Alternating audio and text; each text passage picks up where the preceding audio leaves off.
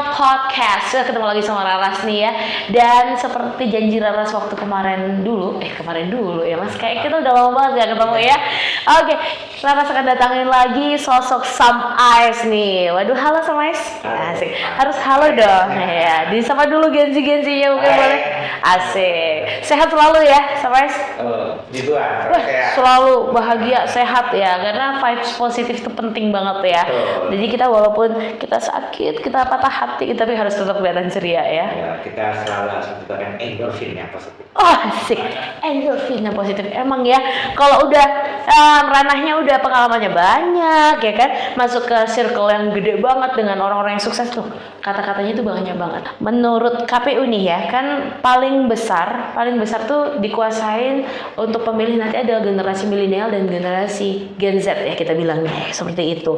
Nah, banyak juga nih teman-teman saya aja gitu ya, udah golput aja lapo gitu ya, gitu. Waduh, padahal itu pesta demokrasi itu ditunggu-tunggu untuk orang-orang yang memang mengerti maksudnya pesta demokrasi itu apa. Nah, kita sharing 2024 mendatang itu kira-kira apa sih yang akan terjadi? Saya ingin menyampaikan bahwa golput ora popo atau kapopo itu bisa berbahaya. Oke. Kita melihat kepada sejarah seperti yang dikatakan Bung Karno, jangan lupakan sejarah.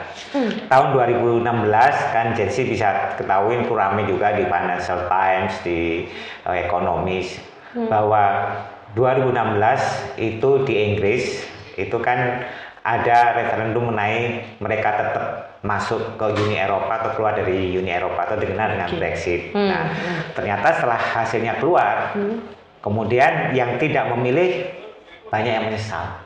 Karena ternyata mereka itu sebetulnya ingin tetap di Uni Eropa. Tapi karena mereka tidak menggunakan hak pilihnya, menganggap bahwa yang itu hampir pasti menang, yang tetap remain, ternyata yang terjadi sebaliknya. Terus kemudian di Amerika juga ketika Trump terpilih, semua mengatakan I never thought Trump would win. Ya. Penyesalan lagi, betul. Ya. Dan sehingga kemudian inilah yang perlu kita pikirkan sebagai tanggung jawab moral. Seperti yang saya kutip dari Romo Magnis Suseno, ahli etika dan sekaligus juga budayawan, bahwa di dalam pemilu apapun dan dimanapun kita tidak memilih yang terbaik, tetapi berusaha mencegah yang terburuk berkuasa. Oke.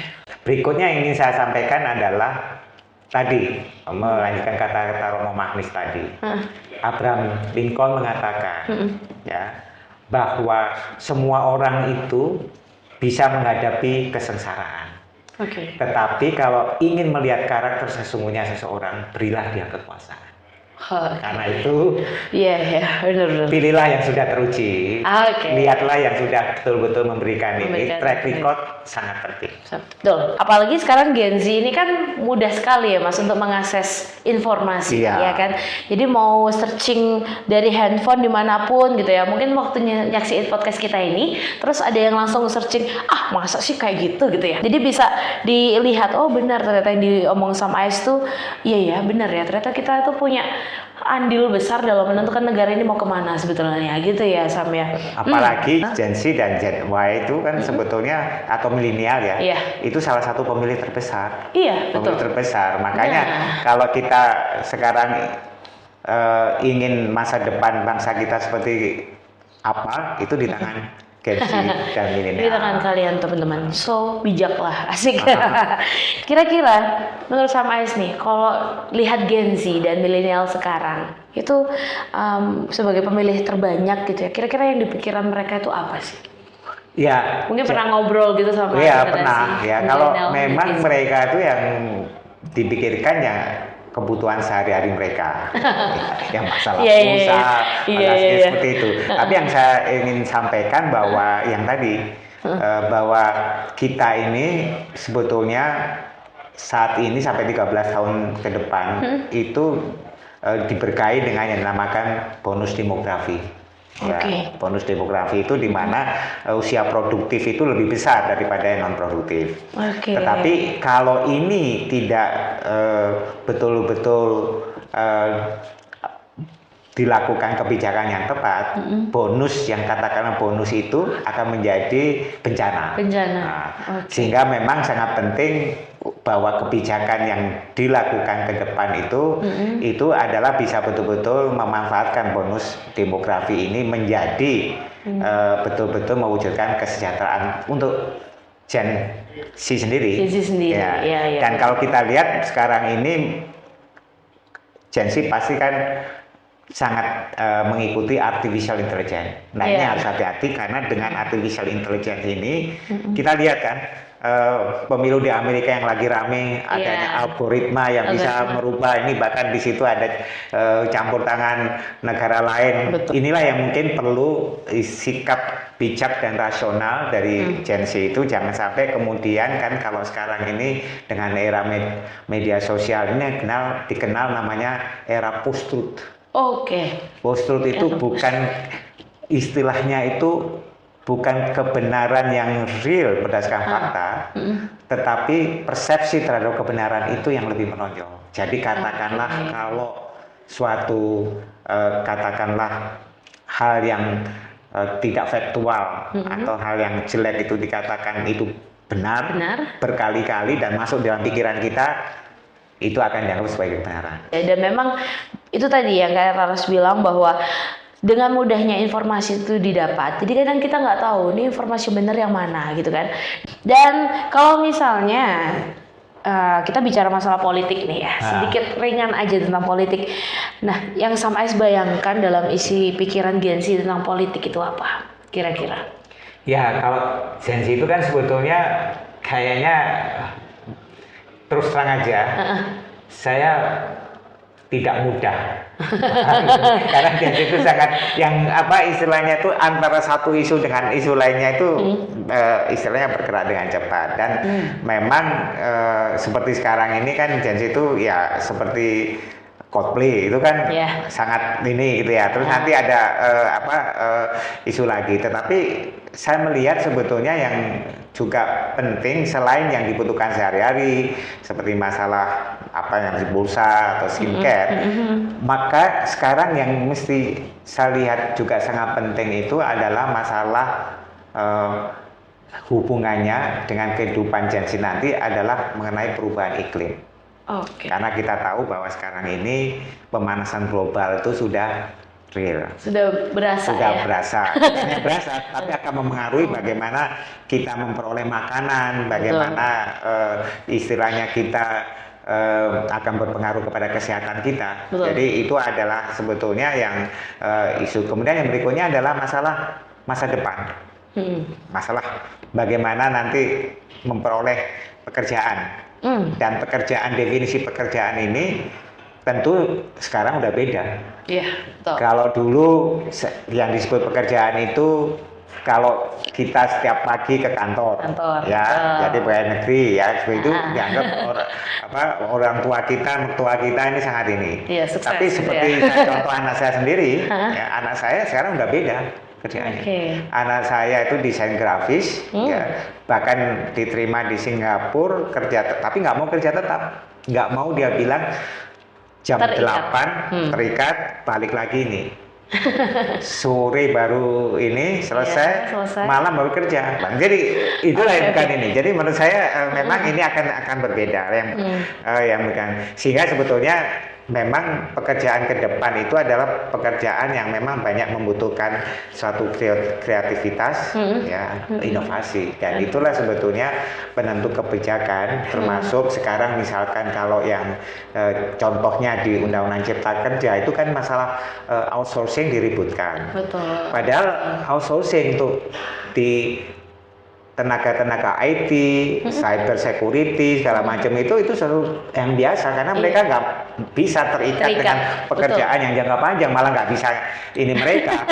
Tetapi mereka ada yang dikasih misalnya stock option, ini MSOP gitu kan. Tetapi ada juga pekerjaannya, kesempatan dia lihat ini monoton, dia pergi lagi ya. Ini makanya konsep outsourcing itu sangat diperlukan. Tetapi tidak berarti pekerjaan-pekerjaan seperti di industri tekstil itu di outsourcing kan. Jadi memang kita harus melihat itulah pentingnya bagaimana kita menyiapkan kebijakan yang bisa sesuai dengan kebutuhan ke depan. Gitu. Jadi kalau saya mau tahu lebih lanjut nih, banyak Gen Z itu yang pesimis ya Mas dengan apa sih politik itu gitu kan ya. Gimana menurut Mas atau Sam Ais sendiri nih kira-kira dengan Gen Z yang sudah pesimis dengan kondisi politik Indonesia, dan juga sekaligus menurut Sam Ais sosok seperti apa sih yang sebenarnya bisa dicari atau lagi digandrungin sama Gen Z nih ya untuk di dunia politik, menurut Sam Ais gimana? Kita mesti tahu dulu bahwa sistem pemilihan kita kan sistem pemilihan terbuka,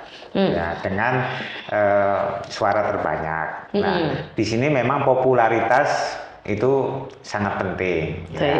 Nah, sehingga kemudian banyak kan yang juga mencalonkan pesawat itu. Iya, boleh-boleh aja, boleh, tapi ya. tentu jangan berhenti sampai di situ. Lihatlah kemudian track recordnya, karena pekerjaan yang dilakukan di Senayan itu ada pekerjaan yang sifatnya untuk kepentingan bersama atau kebijakan publik.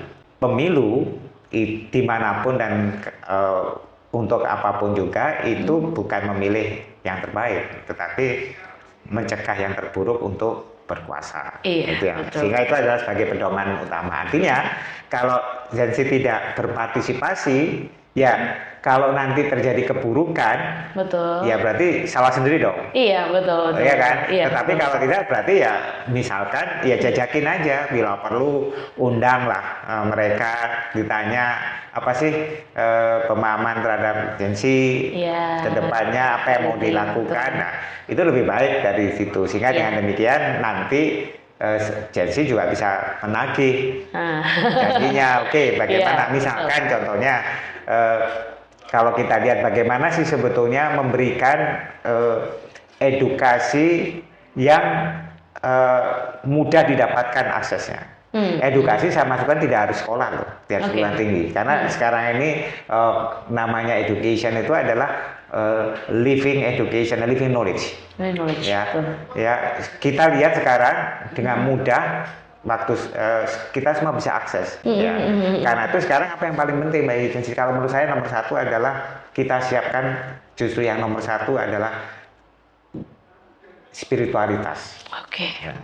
Kemudian daya tahan ini ya menghadapi tantangan emosionalnya, gimana dia berinteraksi dengan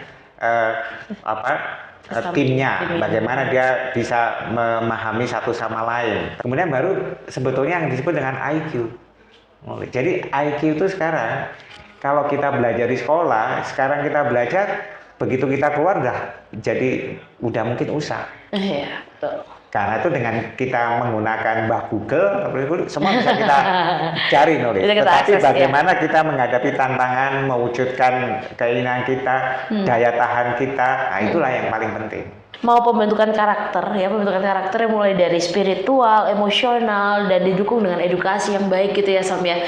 Itu bisa akhirnya membawa situasi seperti yang kita inginkan ya, walaupun mungkin kalau Gen Z mikir aku kan cuma satu orang dibanding dengan berapa juta penduduk Indonesia, ini nggak ada apa-apanya. Tapi kalian ini justru adalah pemberi suara terbesar gitu ya Sam ya. Iya, ya, dan kan? Satu suara itu bandingin satu suara itu sama artinya. Apakah suatu suara itu suaranya profesor, apakah suara yang istilahnya itu pedagang kaki lima, sama nilainya, termasuk suara dari Gen Z.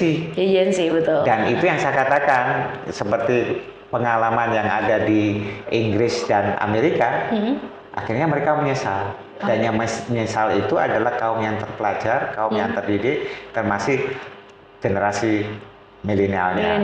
Jadi memang ada sedikit keharusan gitu ya Sam ya. Kalau pesta demokrasi ini sebenarnya adalah milik semua ya, milik semua. Satu suara kamu nih Gen Z ya, itu bisa membawa Indonesia ke depannya seperti apa gitu ya. Iya, dan kita tahu bahwa hal yang kecil aja. Kalau kita misalkan kan di Malang ini kan banyak sekali namanya tempe ya. Iya. Oke. Kita makan ngambil kopi gitu ya, makan tempe kemudian pakai cabai. Iya. Ya kan? Harga cabai naik, inflasi. Itu juga karena keputusan politik. Betul. Nah itu, jadi dari hal yang sangat kecil pun Kecil. itu sebetulnya itu politik. Jadi politik adalah jangan dilihat sebagai ekses-ekses negatifnya yang ada, ya kan. Tetapi kemudian kita lihat bahwa bagaimana politik ini sebagai alat atau kebijakan untuk mensejahterakan rakyat, untuk mengatur kehidupan kita. Yang menarik adalah supaya menggunakan ini. Rasionalitas itu penting. Oke. Tadi saya mengatakan post-truth tadi, ya itu sangat penting. Ini menarik ya bagi generasi Gen Z ya. Gen Z. Apa yang terakhir ini pemilu di Filipina dan Thailand. Ini menarik. Nah itu menariknya adalah bagaimana ya. Ini saya mengatakan tadi jangan melupakan sejarah tadi. Oke. Seorang putra dari presiden yang dulu digulingkan bisa terpilih. Wah. Nah, jadi Gen Z juga teman-teman semuanya ya yang melihat podcast kita pada hari ini, say no to golput gitu ya. Iya. Karena suara kamu itu menentukan Indonesia ke depan seperti apa. Dan yang perlu dibanggakan adalah generasi milenial dan Gen Z ini adalah pemilik suara terbanyak di 2024 ini. Nah, ini pestanya teman-teman nih sebenarnya ya. Supaya apa? Tadi kita belum tentu yang kita pilih itu nanti adalah orang yang terbaik, orang yang paling benar, bukan. Tapi kita meminimalisir hal-hal buruk yang mungkin akan terjadi kalau misalnya kita golput gitu ya. Sam ya. Terima kasih sama Ais untuk podcast yang episode kedua ini, seru banget. Sebelum ditutup ya, nanti tolong saya juga kan apa sih yang sebetulnya diinginkan oleh Gen Z? Oh tuh, boleh. Pemilu dari bawah. Pemilu 2024 ya. Oke, jadi caranya teman-teman kalau untuk mau bersuara sedikit lah ya. Aku tuh pengen pulsa gratis misalnya gitu ya. Kuota gratis di seluruh Indonesia bisa loh ya kayak gitu. Boleh, jangan lupa subscribe ya, caranya like dan komen nanti ya di video ini supaya selain informasi yang kita obrolin ini bisa nyampe ke banyak orang, jadi lebih banyak orang yang mendengar. Terima kasih sama Ais. Sampai ketemu lagi. Kita akan ketemu di next episode tetap sama Nawak Millennial Podcast. Thank you, terima kasih. Oke, cheers.